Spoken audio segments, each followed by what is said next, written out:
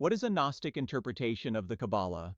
A Gnostic interpretation of Kabbalah would likely involve viewing the Kabbalistic teachings through the lens of Gnostic cosmology and theology.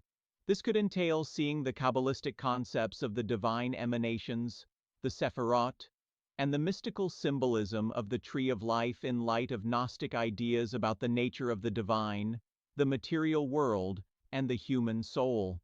For example, a Gnostic interpretation might see the Kabbalistic notion of Ein Sof, the infinite, as akin to the ineffable, transcendent God of Gnosticism, beyond all forms and attributes.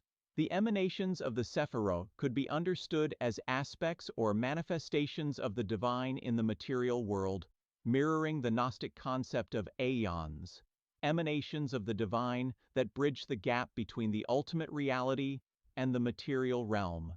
Furthermore, the Kabbalistic idea of tikkun olam, repairing the world, could be interpreted in a Gnostic context as the soul's journey toward liberation from the constraints of the material world and its return to the divine source.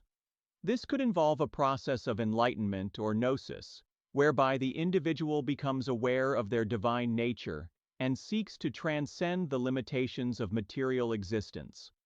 Overall, a Gnostic interpretation of Kabbalah would likely seek to uncover hidden meanings within Kabbalistic texts and symbols that align with Gnostic cosmology and the pursuit of spiritual knowledge and liberation. If you like this video, like, comment, share, and subscribe. Thank you.